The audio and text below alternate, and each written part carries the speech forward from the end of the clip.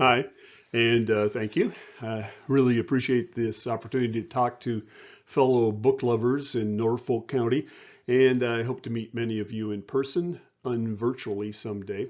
And also appreciate this chance to share something that has given me a lot of pleasure over the years. In this regard, I have but one goal in my presentation today, and that's to encourage you to read and reflect upon all the books that have, or as many as you can, of the books of the Stephen Leacock Memorial Medal for Humor. The medal is marking its 75th anniversary this year, and I think personally it's an occasion worthy of national celebration. But the best way to mark this kind of thing on a personal level, of course, is to read, to think, and hopefully to smile and to laugh a bit. For those of you who don't know, the Leacock Medal is an annual literary award, one of the oldest in Canada, and it's certainly the oldest for humor. Specifically, it's for the best book of humor written in English in the previous year and by a Canadian. It was, of course, established to honor Stephen Leacock, once regarded the most popular writer of any kind in the English-speaking world. He died in 1944 and has been celebrated in many ways. His summer home in Orillia is now a museum and a national historic site. It's quite a beautiful setting. You might want to go to Orillia this year to help us mark the 75th anniversary. Uh, but the Leacock Medal is probably the most high-profile commemoration of Leacock's memory. It was given out for the first time 75 years ago in 1947, and medal winners include many of Canada's best-known writers: Mordecai Richler, Robertson Davies, Pierre Burton, W.O. Mitchell, Farley Mowat, and more recently Terry Fallis, Will Ferguson. And it means that reading these books shouldn't be too much of a burden. And they're easy to access too. Many of the books are in the Norfolk County Library collection. And in the case of the newer, more recent winners of the Leacock Medal, you can find them in most bookstores. The historical list is not as diverse a list as you might like. Women won a number of the early medals in the 1940s and 50s, and they've been better represented along with other people of our society in more recent short lists and in the winners list as well.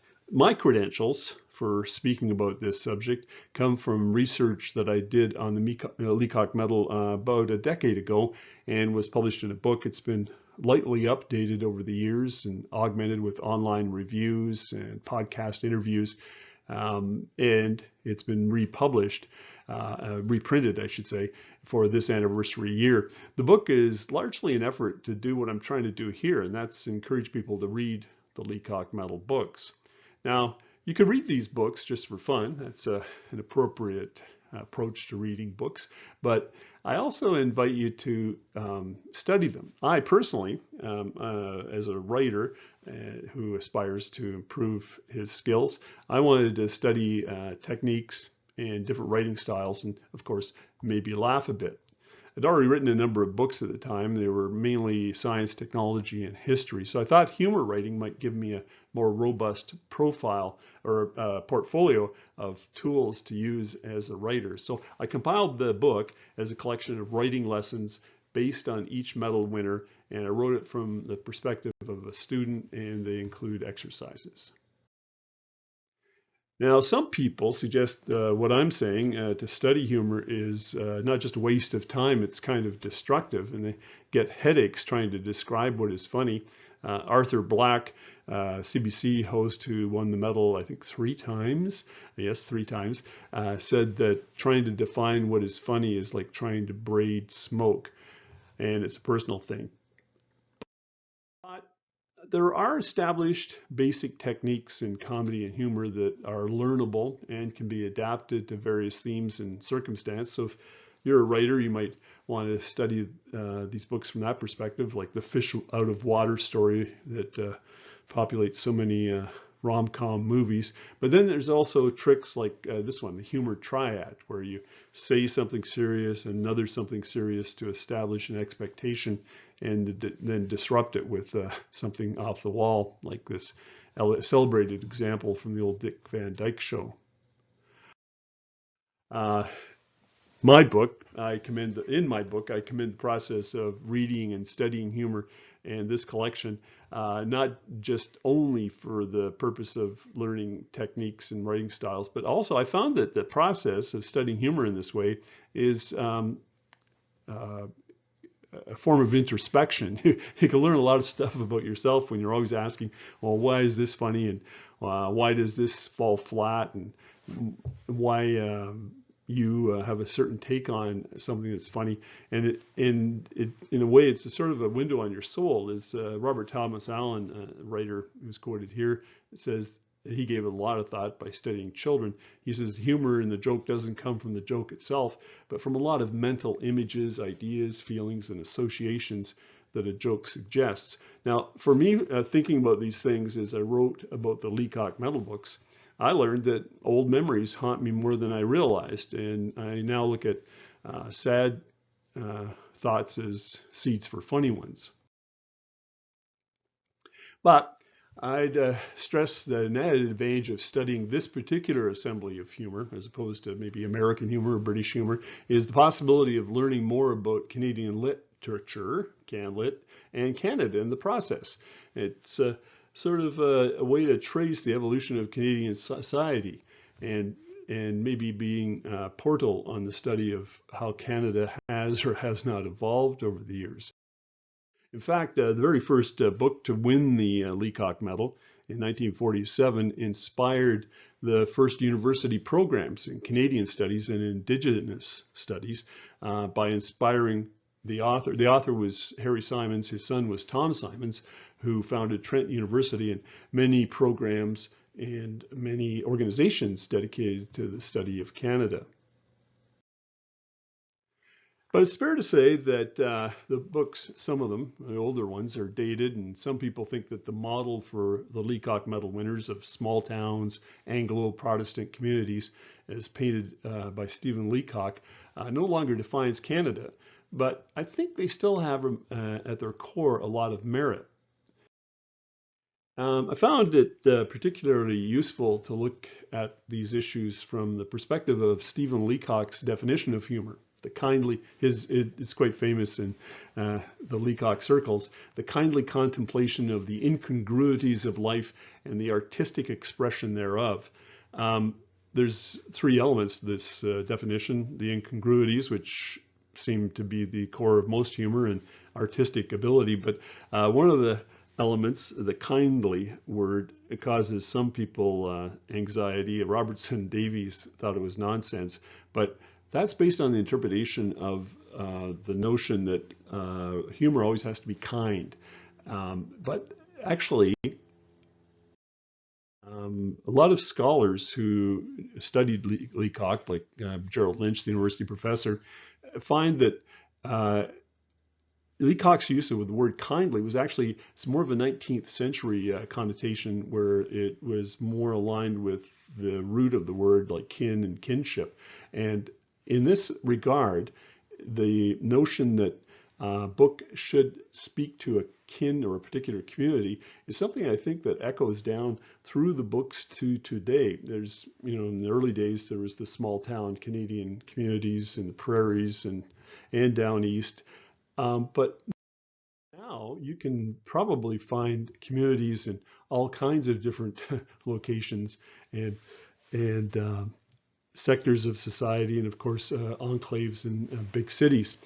If you were to read one book from this collection that rolls this humorous take of community, Canadianity, and incongruity all into a ball, and you only had time to read one Leacock Medal book from the past this year, I'd commend Sarah Binks. It's the 1948 winner. I'm always surprised a bit when people haven't heard of the book, because the community I circulate in and humor writing circles consider the book iconic. It's a pretend biography of an imaginary poetess, Sarah Binks, who's labeled Saskatchewan's greatest poet. And it's encased, all this bad poetry is encased in a gushing, over-the-top biography. And it's this juxtaposition of the bad poetry and the glowing biography that makes you smile. And of course, the author was looking at his own community and his own circles in Western Canada with affection, but from a distance. And I think it's that ability to stand back from your own little community and still love the people in it, but still see their quirks that can be empowering and can be the basis for a lot of humor writing. Now that's a pretty fuzzy statement, but there were other patterns in the Leacock Metal books that border on a crystallized formula. One of them is the passage of time. You may have heard the expression tragedy plus time equals humor. And many of the books I found had this passage of time feature, like in the 1950s, early 60s, you started to see funny books about life during the Depression years. And then in the mid-60s, you even saw humorous takes on war. It's pretty glowing in some of the books and some of the ones featured on this screen.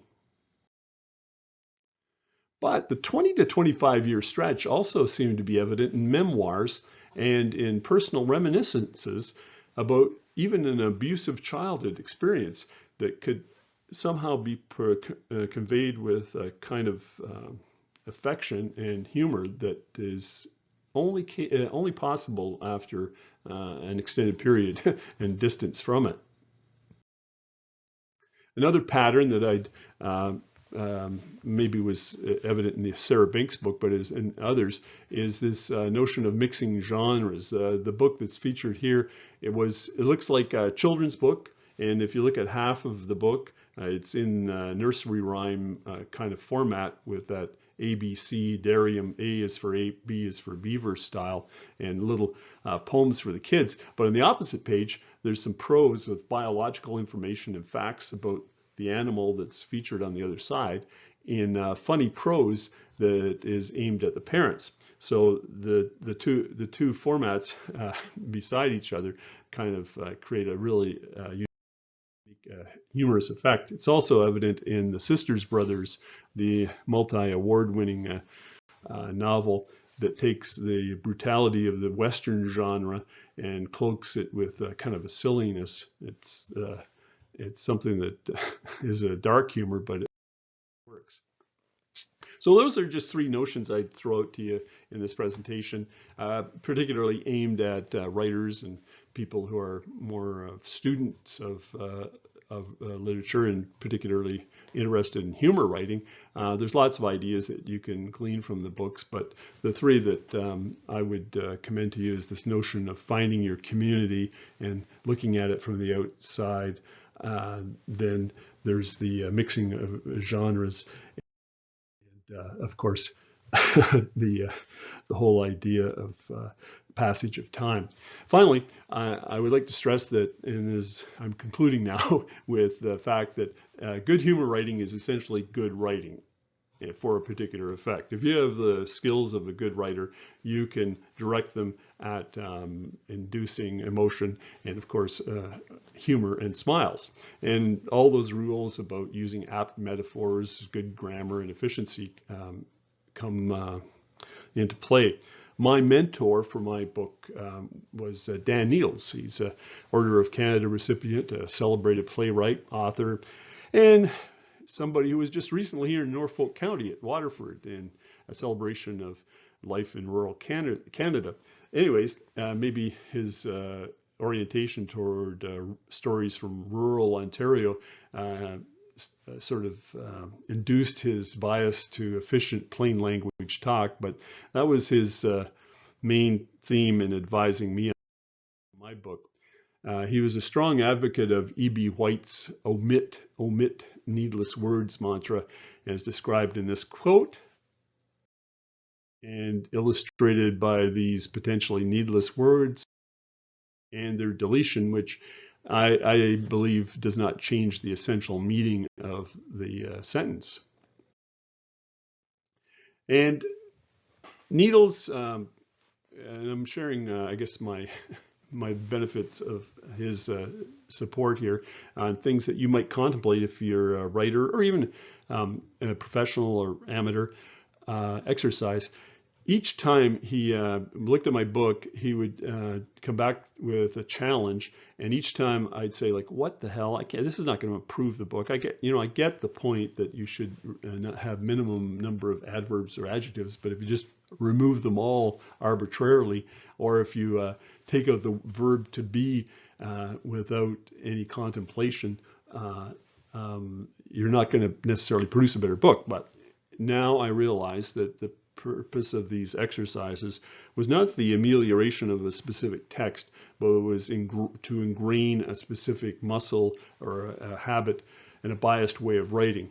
In addition to looking at ways to express yourself with active verbs and meaningful nouns, it really gives you the impulse to really judge the value of each word. So these three little exercises, if you like, are ones that I would advocate. They're hard, but try them.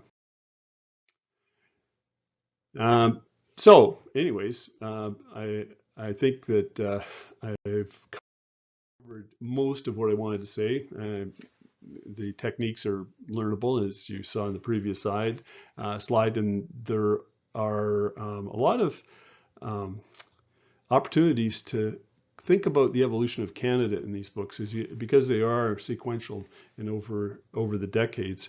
You can learn a lot about what we share as Canadians and how our country has evolved, whether you're a new arrival or your ancestry goes back thousands of years. And I think it's kind of particularly valuable in this era of echo chambers and so much division to be able to look at what we share in this regard. And of course, as I said, you can find out a bit about yourself when you reflect on why you find things so funny. So I would invite you to do it, to read these books from that perspective, but maybe you might want to visit Old Brewery Bay. That's the view from the Leacock Museum near Aurelia, and it makes for a great place to sit and reflect on your personality and what you find funny. So I commend the Leacock Metal books to you and invite you to read some of them this year, and check these links. The Norfolk County Library has a number of the Leacock medalists, and you can just search Leacock Medal and find it. You can also go to the Leacock Medal site to find out how you might compete for the medal yourself if you've got a book in the works. And they also have a high school student writing contest. And finally, there's my blog where you can find podcasts and other materials about the book. And if you'd like a free copy of my book or want to talk about any of this stuff, feel free to contact me through this email address. And so again, I really like to thank you. And again, I hope to meet you in person someday and maybe talk about these books and other things. Thanks very much.